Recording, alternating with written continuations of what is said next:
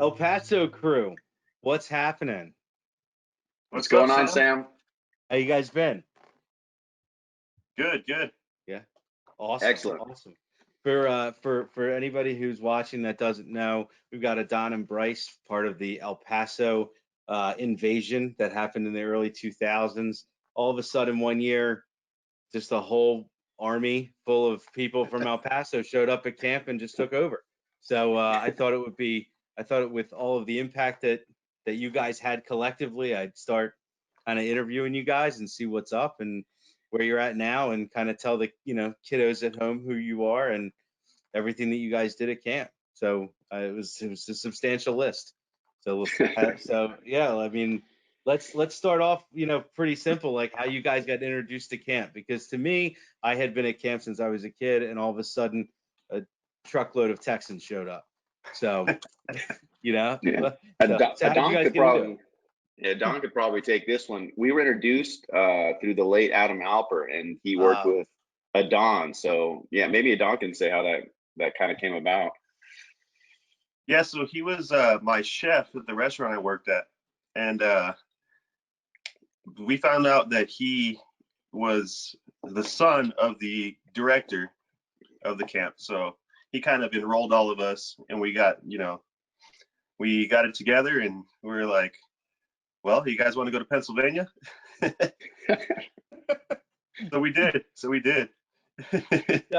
How many of you guys were in the first wave of El Paso crew? There was 6 of us to start. It was only 6? It felt like 100. Yeah, I know. No, it was 6 of us. Was there 6? Yeah, there was 6 of us in the whale. Me, you, Dave, and Fleisch. Both Fleischers. Both Fleisches, right? And Chris. Yeah. And Chris. That's right. Good man. Yeah. Good call. That's crazy. Well, yeah, because you guys started adding troops as the years went on. And so when I think of El Paso, I think of like 15 people that just ransacked the place, Yeah. But in a good way. Yeah. That recruitment process from Adam, I remember it took like a few months, because we would all get together at our mine and Adon's place and like watch wrestling and eat pizza, whatever. And for like a few months, I remember him like selling us on the idea of going to Pennsylvania. And there was like a lot of pushback early, but somehow, man, he was great. He was a great politician. He convinced all of us to go. Well, camp's history and me, I'm happy he did, because those were some awesome years, man. We had a good time. Yeah, no, me too. Yeah, and I couldn't believe the news when we had heard about Adam passing away, and everything was crazy, and it's nice that he had that kind of effect on the camp legacy with still always looking for for people to come, and that was great. So what year was that, the first year?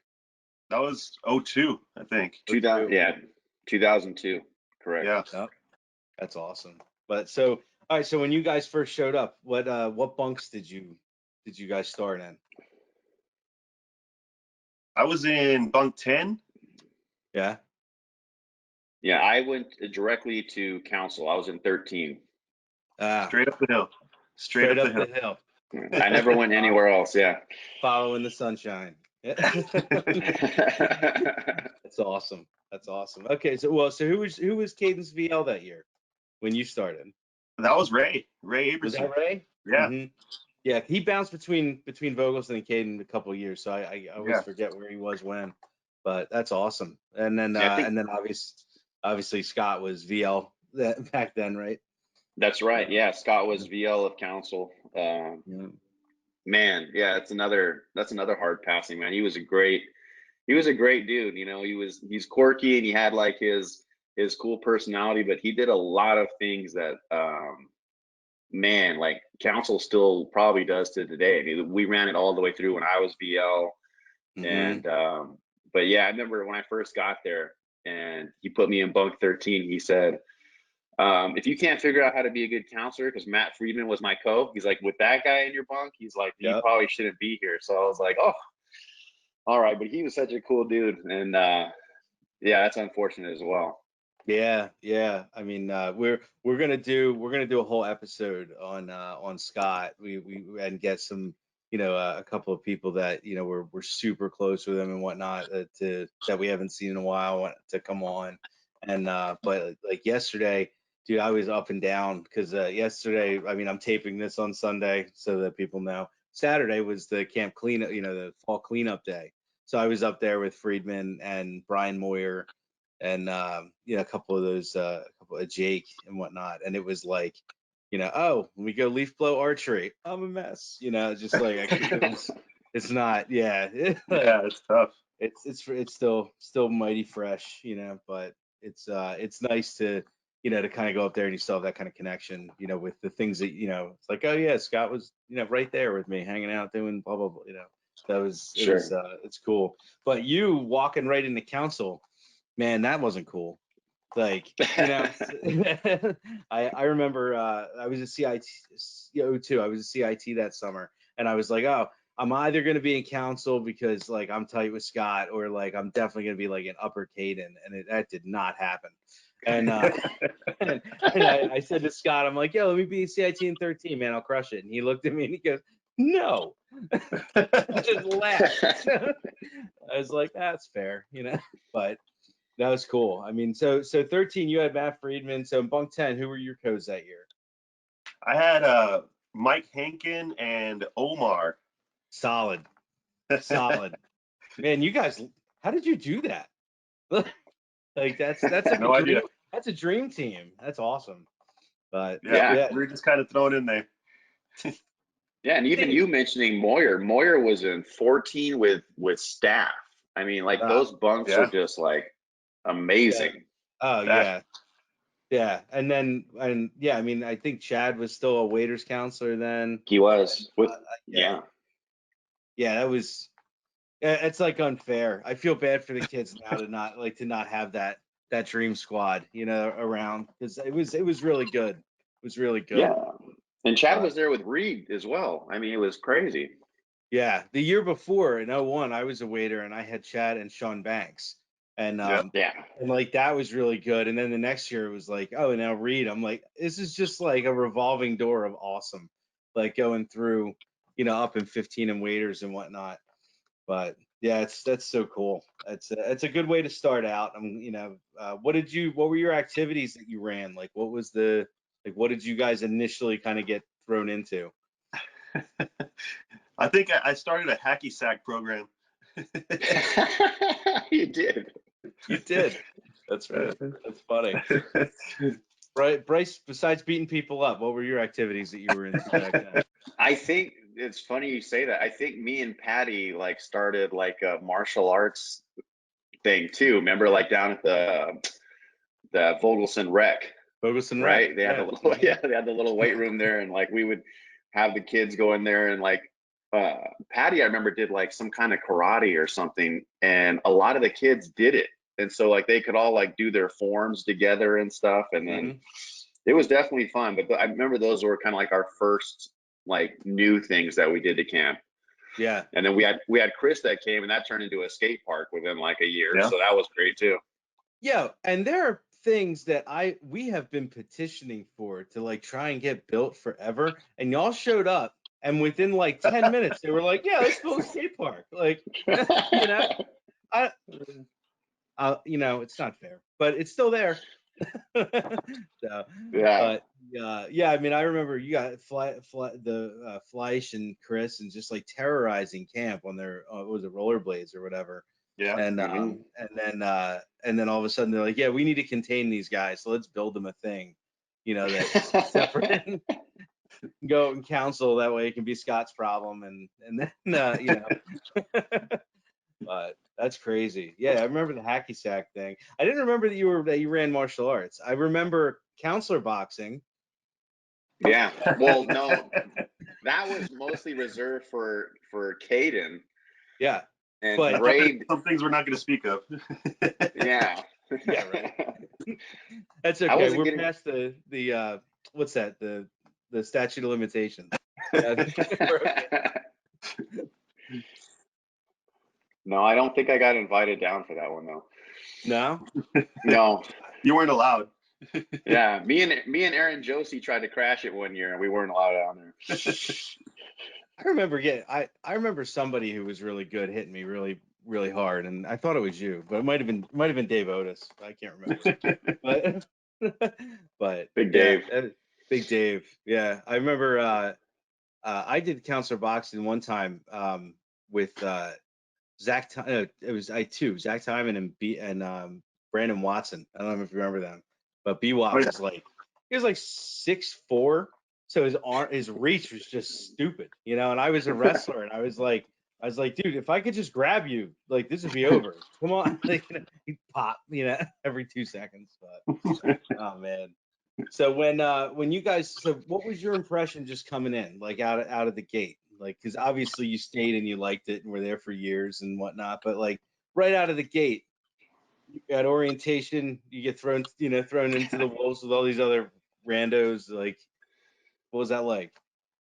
Oh man, when we first got there, I mean, we just came from a totally different environment, right? So coming from El Paso, we were just like on guard. So I remember our orientation when things like, they start doing those counselor activities and stuff, and we kind of like were just like right next to each other, like almost like we needed to defend each other or something, And I remember like probably Sean Banks and a few others coming up to us and being like, you guys can like separate, a little bit, and we were and we were like, no, we didn't know what was going on, but right out the jump, I think, two of the people that really got us like familiarized with like the inner workings of camp and like who people were and all that were probably Irene and Amber. I Yeah. mean, Yep. they really broke down like, hey, they would give us the backstory, and they really kind of showed us, hey, these people are like they're accepting of you. You can open Yeah. up a little bit, Yeah. Right. That's funny. How about you, Adon? Same thing or? Oh man, I remember when we first walked in there, thinking, well, first of all, we got there a little late for orientation, and so we all walked in together, and it was like the DJ scratched the record. Just everybody stopped what they're doing, turned and looked at us, and we're like, "Oh God, what did we get ourselves into?" It was hilarious. And then, of course, everybody gets up on chairs and starts, singing and dancing, and we're like, "What the heck is going on?" But eventually, we got into the groove, and we did our part. Yeah. Well, I mean, one of the things that I remember with you guys walking in was probably that moment, like, because I was orientation, I was CIT, and then I was like, who are these guys? Like, because it was like I said, it was just there was this group of people that we had all never seen. So like, most of the people that were at camp, you're either like a one-off that was at like a job fair or something, or you went to camp. So like to see a group of guys come in that had no connection to anybody was like weird. But then all of a sudden it was like orientation was coming to a close, and I felt like you guys had been there for years. Like, you know what I mean? Like you walked in and just kind of fit in with what was going on, and automatically, like, I mean, I was 16 and I was like, they're the new cool kids. Like that's what's gonna happen. Like everyone's just gonna gravitate there, and that's it. Like I I I thought all of you were gonna be Olympic captains like that year. Well, But we was that were like, well, me, Chris, and Adon were Yeah, were all three of you that first year? yeah. Second all encampment, I against think it each other. was the first encampment or second encampment? No, second, they put us all against Yeah, each other. yeah. That's funny, Mm-hmm. man. They're probably trying to make you quit. That's Oh man. funny. So what? So speaking of Olympics, so you guys were captains first year, second encampment. That's like crazy, and Mhm. right off the bat. So what were your teams? I had Clifford. Yeah, I was Clifford Goofy. and Chris obviously was Chris Snoopy. was Snoopy. Yeah, Yeah. yeah. Was the best team because I was on Snoopy, and but I'll represent Chris if you're watching. I got this. Uh, I literally just found a picture the other day of me and Shevsky, um, painted head to toe completely white with the little black Snoopy nose and ears. Like, dude, what we did during those bowls were insane. Like it Oh yeah. was so crazy. It was so crazy. So what was that like for you guys? Like, like right off the bat, first year, you get to be a captain. You don't know how to draft yet. Like you don't really know how it works. Like just throwing down, you know? And I mean, it was an honor. Like, first of Yeah. all, I mean, I remember when I think they called my name first when they did it, and I didn't know what to do. And people were like, stand up, go to the front, Right. you know?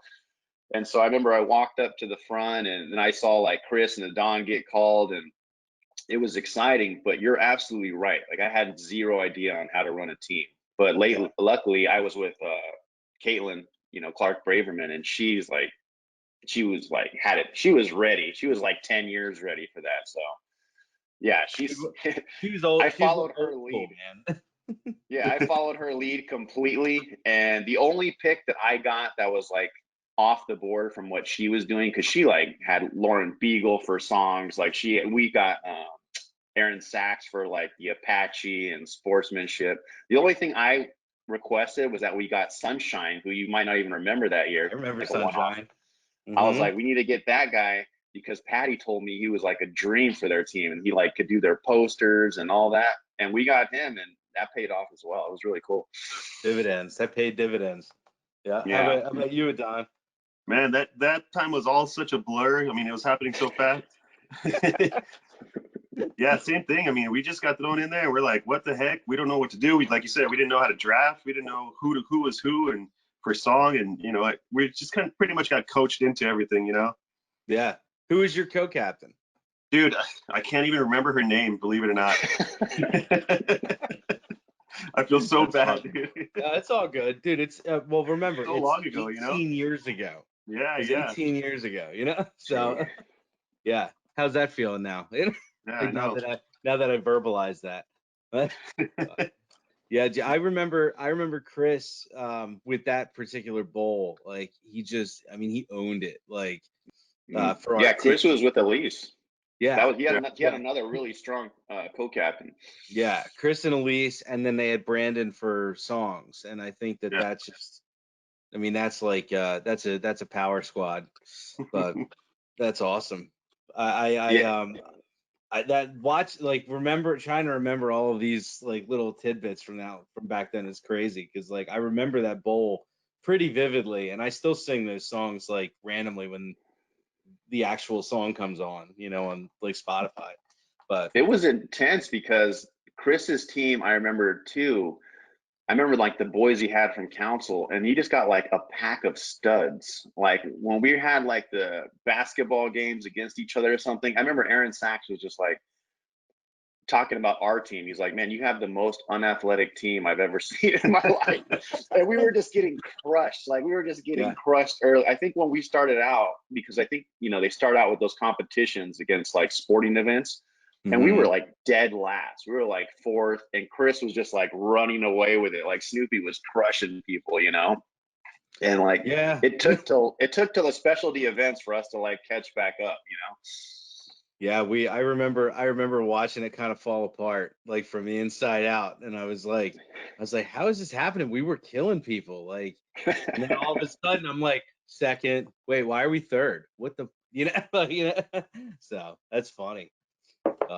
So when you were doing Olympics and whatnot, did you have like a favorite like song cheer or something like that you guys did like when you were captains that you kind of it was like your default I mean, I besides head? remember, yeah, I remember Lauren Beagle did a cheer to Complicated. She did like a song to Complicated because that was a big song that year. And I remember that one like distinctly. But as far as Yeah. our cheers, I think we just did the general, the Yeah, general stuff. the go-tos. Yeah. Yeah. Yeah, no favorite, like you said, just the general, just adapt to it, adapt our name to it. How about like a common captain's moment? I've talked to a few people about it where like you have that thing that goes wrong and you just like lose it. You know? Like I remember like during Well, like when I was captain, I had picked like this kid swore to me he could row a boat and he lied. you know. And we were in, I think it was first or second place to third or fourth, at the end. And I remember punching a tree and I was just bleeding from my hand. Like, it was a mess. But like, did you guys have any of those like everything's on fire moments? Like, because it's only 4 days, it's like crazy to think you crammed so much into 4 days. Pretty much the whole Olympics was like that. It's fun. I remember at first, those first few days, I remember I made like a big speech, before they went out, because we would meet in the amphitheater, and I was like, don't lose anything. Like I had that win the game, like Right. I had that like mantra going with them. And I was like, we're going to go out, we're going to win everything. And then me and Caitlin would just pop like from events to events. Yep. And she was a pretty good athlete too.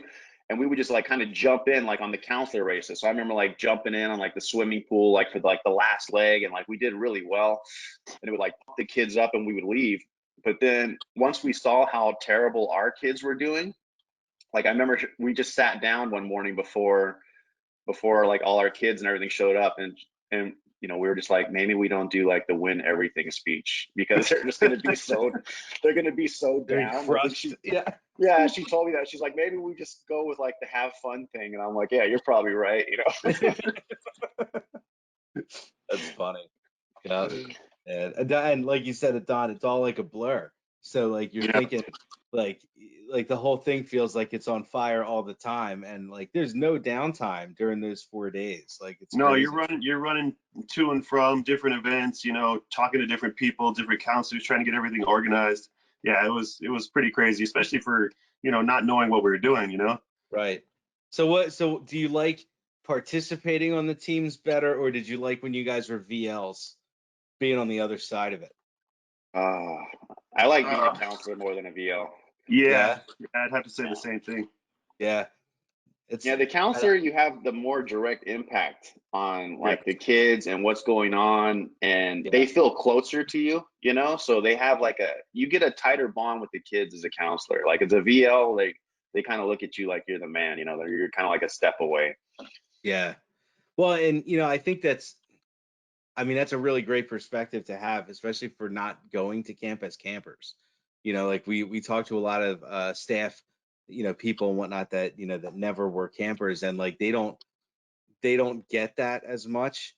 But like when it clicks for you, like with the right way, like with camp, like I find like you guys, like a Brian Moyer who would like sit in with the kids all the time, like that, those kind of things, it means the world to the kids, and then you have that tight connection.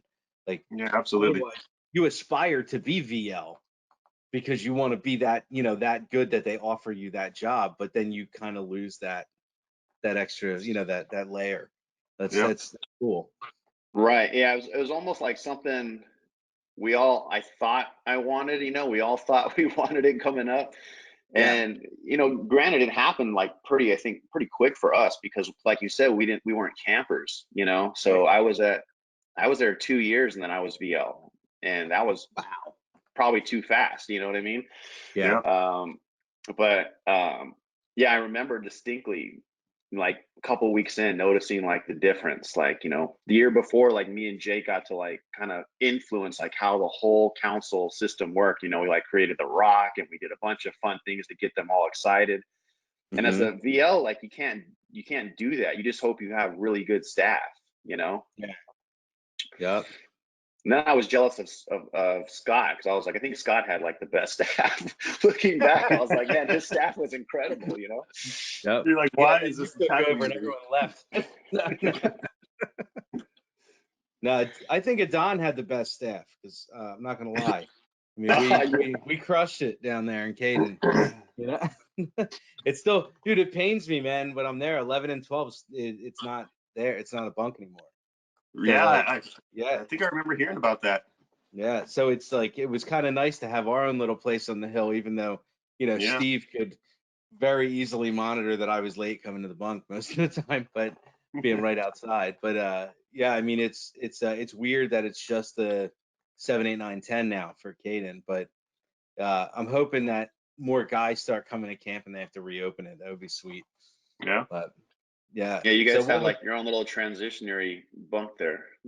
Yeah, I mean that's kind of what I liked about it, because realistically, the younger kids at Caden very different from 11 and 12, but the 11 and 12 kids not ready for council like at all. So it was kind of that nice in between area too, and we were far enough away from our VL that we can get away with stuff, you know. Yeah. But so how about you, Don? Like, what was that like for you with being VL? That was a big transition. It was, man. I mean, I was again there, like Bryce said, I was there for 2 years. Well, I went the first year and then I skipped a year, Right. and then I came back and I was a counselor again. That's when I won the Jerome S. Furman, and then the next year is when I was a VL for Caden, and then after that I was VL for Council Boys. Mm-hmm.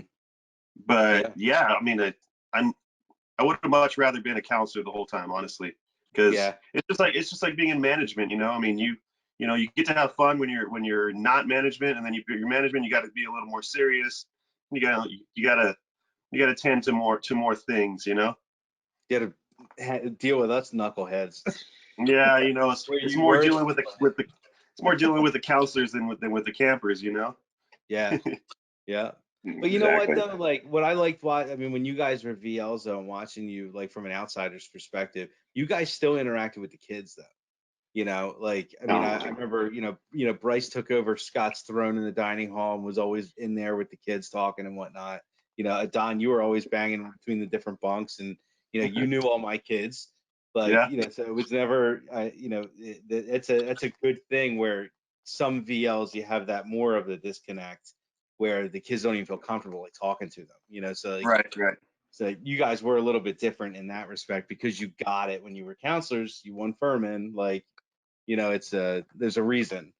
It's good. I like how you name dropped that, like just real quick in there. Like, by the way, I won Furman that year, and Yeah, though, yeah, it had to come out sometime. I mean, absolutely. I did nominate him for it. So. So how about any obviously besides Furman, did you guys win any other awards or while you were there? Like, 'cause it was kind of short before you became, like you said, management. So Yeah. you know, Yeah, I but mean, I didn't win any counselor awards or anything like that. The only thing I did was win the Olympics. That was it. yeah. Yeah. Yeah. I mean, it was quick. I mean, we were there, and then it was like, hey, you want to be VL so fast. Right. Yeah. But That's crazy. That's but I crazy. think it was good that looking back on it now, I think me and Adon saying it right now, how we enjoyed being counselors. Like we embraced the role of counselors really Yeah. fast, and we wanted to do a good job. I mean, that was the one thing I think from most of the El Paso crew, is that we're like competitive with each other, and in that, like, we wanted to stand out, as good counselors. And so it just, it was like almost a no-brainer. Like, I'm not gonna brag too much on Adon, but when he won that year, it was like, I remember Ray, coming up to me, and at that time Adon was in council, and Ray was like, dude, we got to give it to Adon, because we would just watch him do things like in the Olympics. I remember he was on, I forget what team he was on, but there was definitely an opposing team who was like trying to overtake them in the lead for the Apache, Mhm. and their kids were having a rowing problem, probably much like your guy that you talked about earlier, and they Yeah. were like falling into the water. And Adon just like runs in there with like his New Balance dad shoes or whatever he had on, and he and he throws the kid in the canoe and just shoves him off, like to the Hmm. detriment of his team. And I remember me and Ray just looking at each other and we're like he gets it, That's the he gets guy, it. right? Hmm. Yeah. Yeah. Well, I mean, and that's one of the things I think camp really does for a lot of people, is that, like, whether you're a camper or a counselor, it brings out the better qualities of humanity. You watch the news or whatever now, it's like, it's everything is so like polarized and whatnot, and you just don't see anything good happen. You go to camp, you see good stuff happen every minute of every day, Right. and like you said, like helping the opposing team pull a kid along. I mean, that kid will never ever forget that, because like you didn't have to do it. you know, and some of the counselors I had back in the day would have been like he's gonna drown, like, you know, but you know, but I would never forget if a counselor from another team was like, no, we're gonna keep this competitive, like, just do it. That's awesome, like, that's great. Yeah, So his how did own it feel counselors winning didn't that? do it. It was crazy. How did that feel winning Furman? Like, that It, moment. I never got that moment, so I have no idea what that's like. it was unbelievable, man. I mean, I couldn't believe what was happening, you know. I mean, of course it was an honor. It Hmm. just it's just I mean, I don't even know what to say. It was just unbelievable. So did you think when they were giving this speech, did you think they were talking about you? No, not right away. Not right away. Yeah, took Until a little kind while. of towards the end is when they kind of figured it out. Yeah, that's funny. Yeah. Well, what they should have let off was, is this person's from El Paso, just to Yeah, see right. you guys stare at each other, you know? Him and Chris would have stared each other down the whole speech. Yeah. Yep. Yep. That's so funny. That's the truth. Oh man. So what summer do you think impacted you guys the most while you were there? Because it was, I mean, it was a good number of years that you were there, and a lot happened, you know. But what was that defining? Was it right off the bat, or was it, you know, a couple years in after you won Furman, or I don't know. Like, you know. I'd have to say it was the first year, man. The first year that really impacted me the most. Kind of just like built off from there, the foundation, you know. Yeah. Just went from there, and the rest is history. Yeah, that first year was like a paradigm shift. It was incredible that first year. Um, and I think like you can even see like in our lives, like our group of friends who went to camp and like who didn't go to camp. And like you can kind of see like literally like positive changes for the people who went and like got kind of that new perspective on life, which is incredible. Um, After the first summer, I didn't think anything could like top that. And then the second summer was like comparable. It was pretty close. And the third year I didn't like as much as probably because I was VL. You know what I mean? But the first two in a row were like incredible. Yeah, Yeah, it was quite amazing. that's awesome. Yeah, the first year on staff was weird, like for me, because like camper, I was waiter was my favorite year, but I mean that was because I was a waiter and it was awesome. But like switching over to like to staff, having that CIT year, and just like everything is totally different. The you know, the curtains pulled away. Like now you see what's going on behind the scenes and whatnot. Like it was that was like a big time learning experience. But like for me, it was like I got when I went to 12 coming out of Vogelson. I went to 12. That was, you know, I clicked. Corey Trobin was like my co, and then it was like a hater, and them, and that was when everything was just like that was my moment of like I need to be a better person. I need to be like, you know, Matt Hater. I need to be like, you know, and whatnot. But it's, yeah, everyone's kind of got that, you know, that spark of what when it changed it. So, what would you say the single most important lesson is you learned from camp? That's a hard one, I know. Oh That is a man. hard one. You want to fill that one, Adon? Single most important lesson. Yeah. Just be kind, man. Just be kind to everyone. There was, I mean, such a variety of kids that went there that, you know, some were outstanding kids and knew exactly what to do all the time. Some kids were, you know, so shy that they didn't know what to do. They didn't know who to talk to. You know, you just had to be kind to everybody and show them, you know, just how to be an adult, you know, and how to get through life, you know. Yeah, I think one of the big things for me is when I first got there, I remember talking to Matt Friedman about, you know, the people that he'd kind of grown up with at camp and whatnot. And we were talking in particular, I can't remember who it was, but it was somebody was like definitely getting on our nerves, you know, like really bad. And I remember him telling me, he's like, yeah, you know, you would think that this person would get off my on my nerves and what have you, but he's like, I remember, he's like clearly if this person called me in need at any time during like my regular life, I would just drop whatever I had to do and go help them. And he's like, and I think at the end of the camp you'll realize that people will do that for you, you know. And it is incredible because you make like quick bonds with people. You're only there for a couple months, but you get like a lifetime friendship bond. And so I think what it showed me is that you can be friends. It showed me you can be friends with anybody.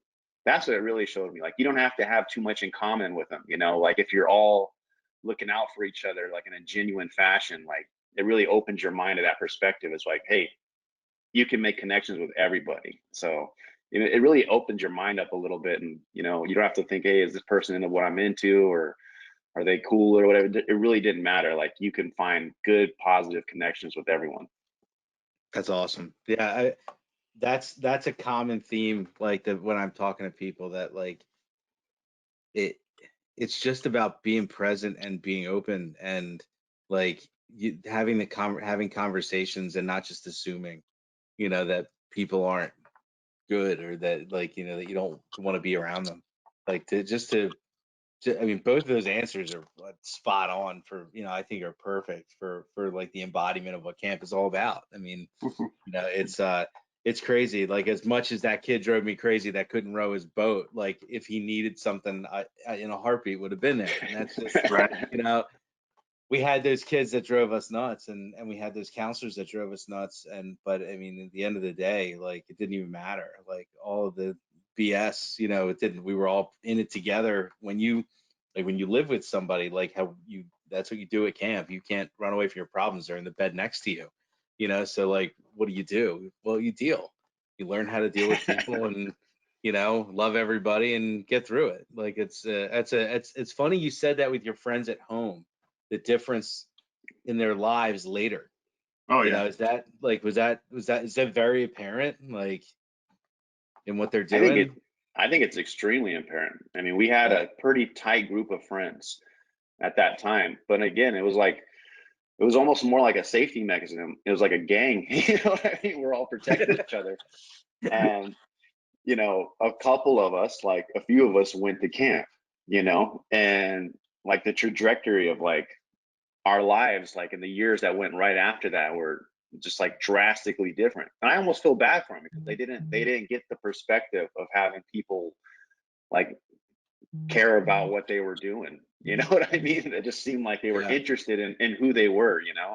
That was like a totally different perspective, to have people like, congratulate you or thank you for like your contributions. It seems like we were like kind of in a negative spot where we're kind of like just looking to stay alive, and then you could like thrive at camp. There's a totally Yeah. different perspective. Absolutely. Yeah, I find that it's funny, the people that go to camp and then leave, and then you like that, they left maybe not on the best of terms or whatever, and then I'll talk to them 10 years later out of the blue, and they're just like, oh yeah, but everything I did at camp like got me to here. Like, it was all from what I learned there to get me, where I was going, and I was just too stubborn or too young to appreciate what I was going through at the time, and then they kind of get there. So I love that perspective of the because you guys were totally outsiders. So it wasn't like you had like your camp friends and your home friends are around the corner over here. Like, your camp friends were 1,000 miles away, and you could really distinctly see that difference in people. That's funny. Like you're saying, it's the whole reason kids should go to camp. Like, they make you better people. That's I really believe that. But Yeah, the 100%. so since camp, I mean, you guys were there for a while. What are you guys doing now? Bryce? Me, I live in California now. So now I'm an attorney. I have a family out here, California. So my wife's a wedding planner, and Nice. yeah, nothing too exciting, I guess, but just working So and your wife's living. a wedding planner, so this year has been phenomenal for her, right?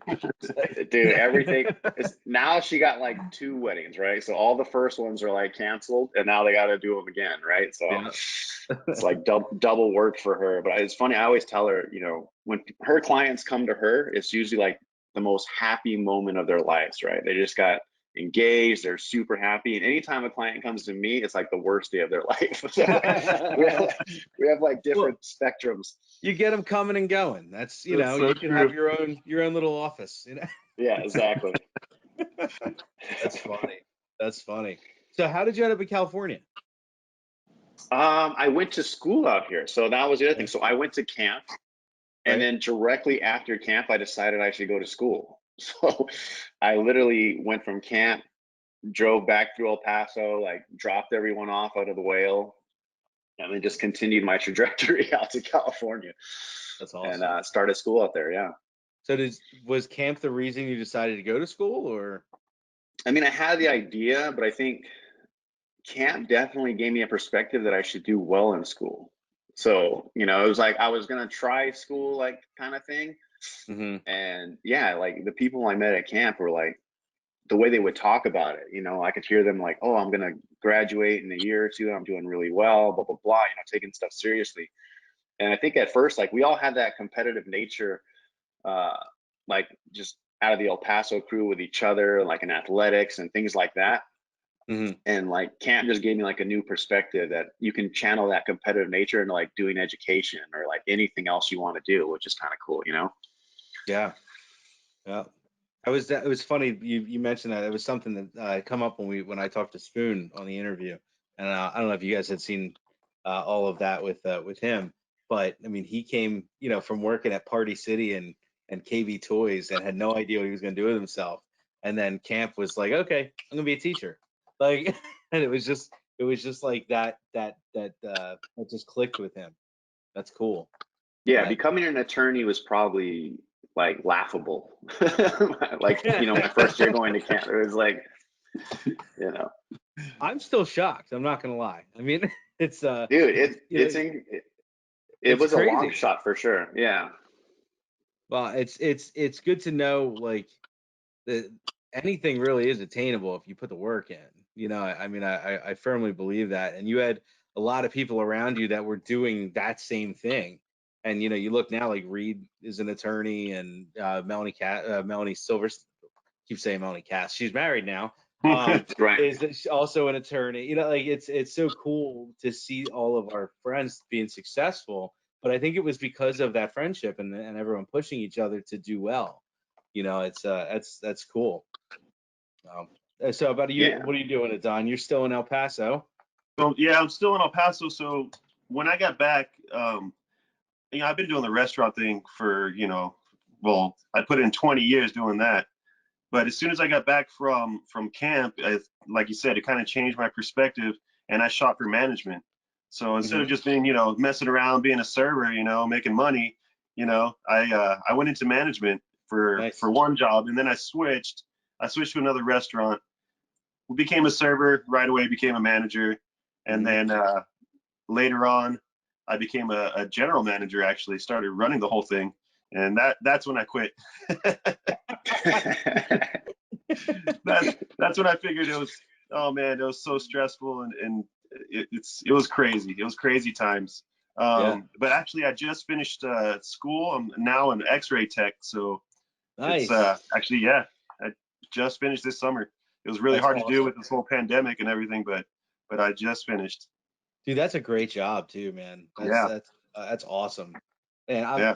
I can't tell you how happy it makes me like to hear you guys are doing well and enjoying yourselves. What about family? You got what are we doing family wise? Right now, just married, no kids. I got two dogs. Just waiting for this whole thing to kind of fly over. This is all pandemic and everything. Yeah. But we're working on it. We're working on it. I know I'm getting a little. I'm not getting any younger, so we gotta Yeah. gotta get going with this. How about you, Bryce? What's I your home life looking like now? I got two kids. So I have a Two. daughter. Yeah, I have a daughter who's 11 and I have a son who's 5. Wow, So that's that's crazy, once I got one of each, I was like, maybe that's it for me, you know. I right? Yeah. was And like, I think both will be in the UFC by the time by the time 15. it disappointed me. My daughter like has no interest in learning martial arts or anything No? whatsoever. I tried it for a while to get her in jujitsu and see if she would like it, and she's much more like her mom, dude. She's totally like, you know, girly girl. She wants to just dance and hang out, and so I'm like, all right, I'm not gonna force it, you know. Hopefully, Right. Micah will be into it when he gets older. But we'll see. I'm gonna bring him along real slowly. Yeah, just throw him right in, you know. I'm like, please do it, please. Yeah. Yeah, we got to get another Golden Gloves in the family, right? Dude, I tried with the wrestling with the kids, and it's like my daughter's 6, my son's 4, and so he was gonna start this fall, and then obviously like the pandemic, so I've got him at home, and I'm like trying to show him a couple of things. Attention span is just not there with us being very different size wise, and it's just like all he wants to do is just jump on my head, and I'm like, it's not gonna work, bro. Like, it's not, and but they're starting to watch it a little bit.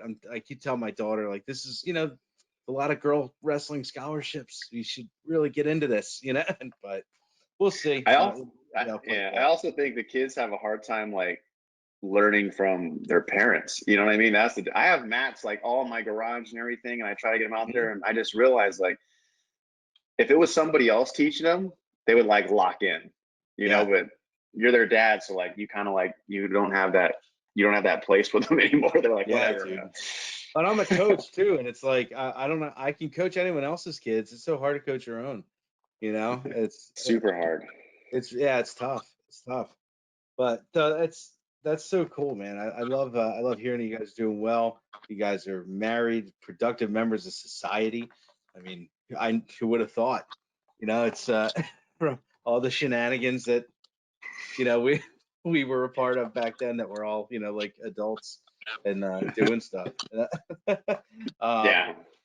So I mean, it's I'm trying to think like some other stuff like from to kind of get into. I mean, I'm glad that it's all working out really well, and I'm glad that we had all that time back then. What would you say to somebody now? That's at your missed camp for the first time since we were closed this year. Like, what do you think?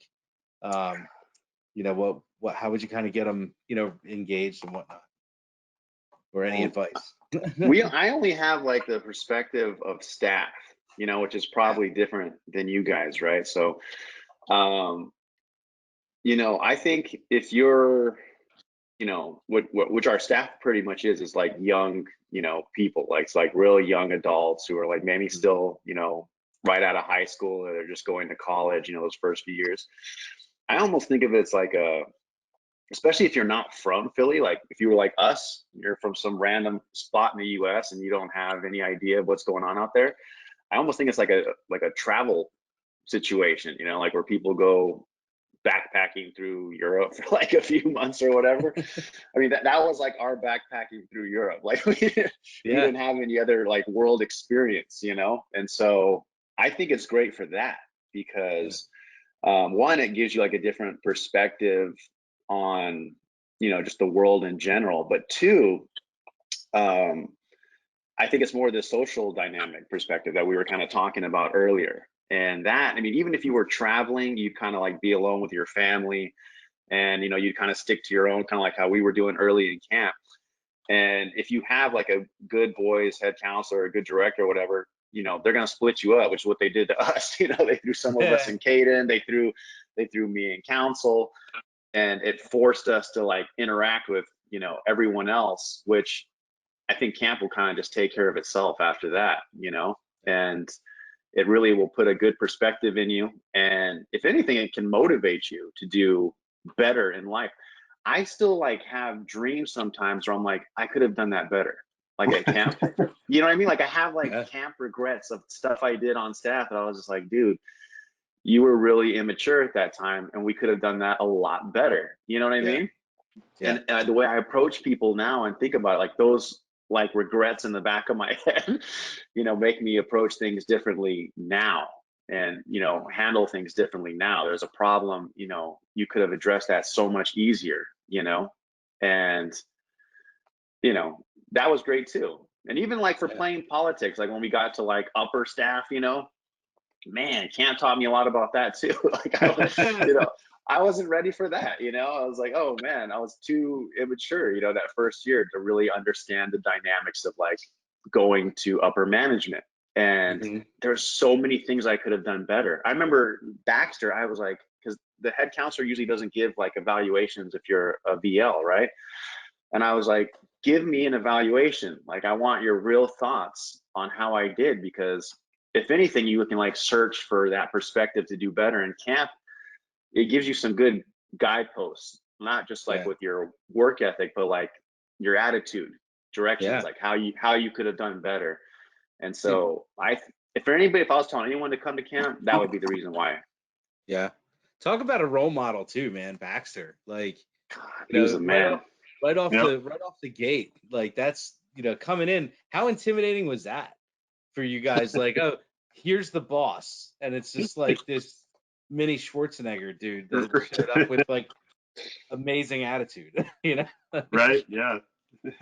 It was awesome. I mean, literally, I think that's the thing about us. I think we got like some major credit. Granted, like we all like jumped in and worked hard and did whatever, but we had like such a awesome group of staff to like kind of show us how it was done. I mean, you couldn't get better than Baxter. Like Baxter had every kid's name memorized within like 2 days of being at camp. It was like, dude, that's dedication, right? So you could like follow the lead of everyone else that was around us, and it wasn't difficult at all. I remember walking back from like the mess hall with like staff and just following behind him and Friedman and just watching these guys pick up trash the whole way back to council, and not even asking the kids to do it, nothing. And you would just watch them, little by little. And like that kind of like leading by example, I think made it easy for us to like, in a couple of years, people were like, "Oh, you guys are great counselors." Like, we really didn't do anything different. We kind of like added our own flair and our own like, personalities, which was fun. But I had all the format was already completely laid out, Yeah. Yeah. I mean, Don, when I was in your village, I distinctly remember you getting the kids out, and I think they were all around the Gaga pit at Caden, and Baxter literally went through, boom, boom, boom, and named every kid in the village all the way through. I'm pretty like I pretty vividly remember that. It's funny that Yeah. you said that, because that is crazy. That's a lot of kids. Yeah. Like, That was one of his things, yeah, for me it was like, hey bud, what's up, pal? Because like I couldn't. It was too many names, But that and was he literally he did it in days too. yeah. Yeah. So I remember when I was VL of council, I was like, okay, I at least have to memorize every kid's name within the first few days. But that In was your straight village. from Baxter. Yeah, just from my village. And that was kind of difficult. I was like, all right, we got, Timmy and whatever, just going through it. But I can't imagine doing the whole, I think he did the whole camp. He literally did the whole camp. Yeah. Well, and it's funny. That was one of the things during, what was it, the Harry Potter Bowl, and Apache rained out, and they couldn't do the fire at the end, so they made the teams get in line in the pavilion all the way, and the captains had to name every kid on their team to finish. And Melanie just boom, boom. She knew everybody right down the bat, and I was just like, that's why she's gonna be a big job someday, like doing that. And it's like, then she took over for Maureen for a year, like it's crazy. But how about you, Adan? What's what if you had some kind of advice or anything for somebody new, or someone that's missing camp for the first time? Because we've all had this thing for a while of not being there, but Yeah. some of these people this year, first time, they couldn't go. Well, I just say stick with it, man. You make friends for life going there. I mean, I still have friends. I mean, look at you. We're talking to you and Spoon. Right. I talk to you on occasions, and you make a good group of friends that you never thought you would. And you just have to open yourself up. Just to things that you never thought you would do. I mean, again, us coming from El Paso, never thought we'd be in Pennsylvania in the summer for 5 years. We just did it. We opened up and we just kind of learned from what was going on. And like you said, we added our flair and just adapted to everything. You just gotta let yourself go, and you're gonna make friendships for life for sure. Yeah. So it's funny, thinking back, I always saw camp as a place where the kid could be popular that was never going to be popular, like somewhere Absolutely. else, and it's one of those, it's just one of those things when I think about those specific years when you guys were there, like you all, where you stuck together, you kind of pulled us into you too, as much as we pulled you into camp, because camp was never what it was before. Like, it's like there's a time before El Paso showed up, and then there was a time after El Paso showed up, and it didn't, like, you changed the trajectory, really, in my opinion, of what happened later. And I think that's awesome. It's I love the influence that we get from when we have good staff that come in that never did it. They bring a new perspective, they keep it fresh and enjoyable, and the kids love it. It's new traditions. There's probably stuff that they're still doing now that you guys started, and they probably have no idea, you know that it came from, Adam just being like, hey, you guys should go to Pennsylvania and screw around for 7 weeks and get paid for it, like, out of nowhere. But Yeah, it's so cool. 100%. Yeah, It's I so mean, cool. I think there was a bunch of little things like that. I know Chris had, I think Chris had some fun things that they did with Caden too, right? They had like different chants or whatever that he brought in. I just remember taking like Scott's quotes or whatever, and then I broke down a couple of mine, and that was it. So we ran like with Win the Game, I think, for like 3 straight years, and Mhm. made sure to, like, I put it above the door, like Notre Dame. Everyone had to like slap it when they were going in or out of the bunk. Yeah. But those are all like super fun things. But yeah, again, they were all like tacked on a little bit, like from someone who came before or what have you. Yeah. And it was good. It was good. Like, it was just our own piece of flair. Yeah. Yeah. The El It's Paso funny. flair. It's funny you said Scott with his quotes. I mean, they were epic. Like some of the things that would. Well, I don't know if they were all his, but probably weren't. But like, he had this way of just, like, I always say, refocus my perspective every time we talked.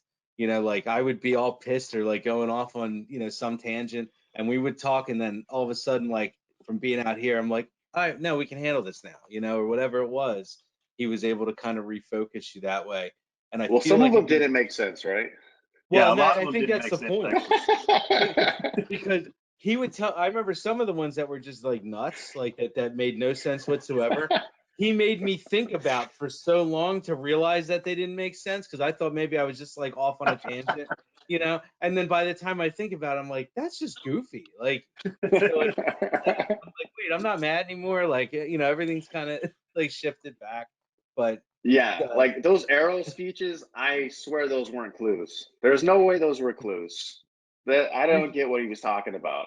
yeah, Tommy does the arrow speeches now, and he took over when Scott left, and they still do the he talks crazy chant because Tommy's nuts too, and but he swears that he knew every arrow, like, that Scott ever hid because of No the way. clues, No like. way.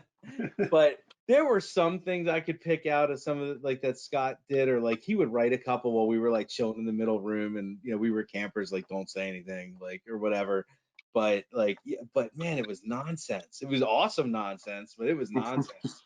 And Like, if you were in the bunk, he would do quotes that would like go like, they kind of like all were sequential. They would go after each other, and you might be mhm, waiting for like the payoff of where this thing's gonna go, and then it just went nowhere went sometimes. nowhere.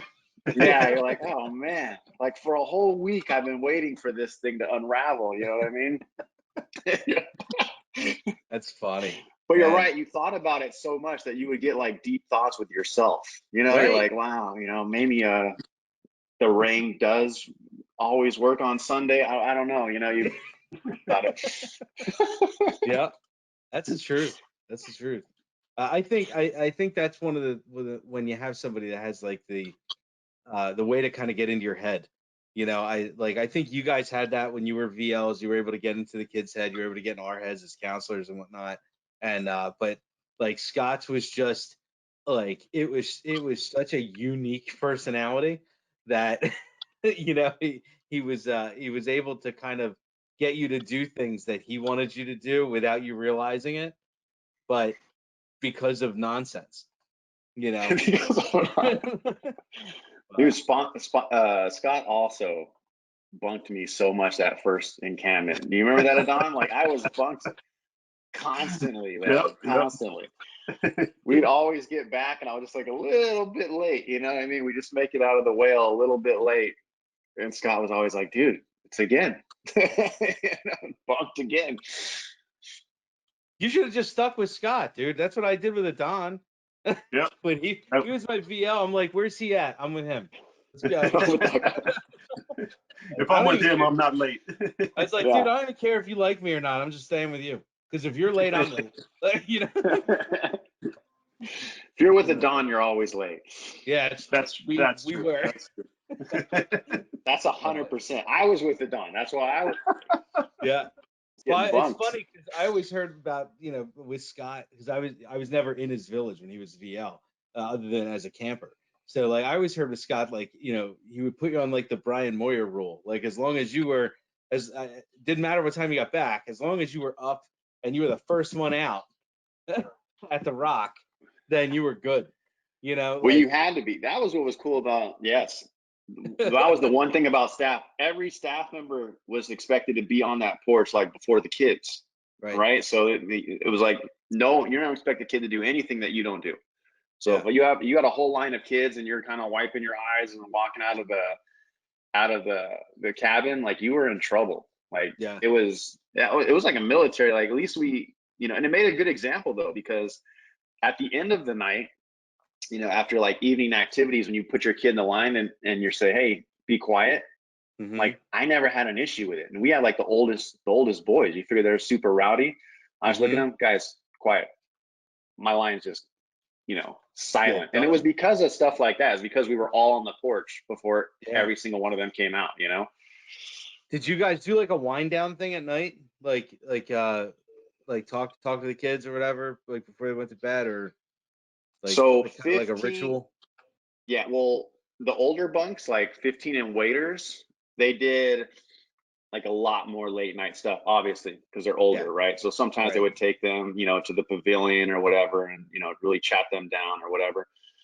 13 and 14, you almost have to be a little real strict in the beginning because they're still like young, especially 13. 13 is like Caden, basically, you know what I mean? So it takes a while, but at the end of camp, we would do more fun stuff with them. Yeah, we would take them out into the yard and, you know, kind of have like chill activities where they can talk things out or what have you. But that is like a special thing that you would like bond with the kids like as the summer went on, you know? Yeah. Yeah. How about you, Don? Do you have like a ritual or whatever at night? Like, because I mean, I remember those kids were nuts. Yeah, not really a ritual. I mean, but I was always open to talk to anybody who couldn't sleep or couldn't go right to bed. They wanted to come and talk. I mean, I remember one night specifically, the kid's name, I think it was Alex. He was just a troublemaker, and we stayed up talking probably almost all night. And I hope I really got to the kid, but I don't know what he's up to now. But just stuff like that, I was always open to talk to. It's like a like you Google them. It's like it's serial killer. No, I'm kidding. No, I don't know. I hope, like I said, I talk some sense into him. That'd be like a city councilman or something, That was the other thing I remember about the kids too, is like, now you bring it up, the like talking to the kids and whatnot. My first year, I remember like thinking we had like the most amazing staff, right?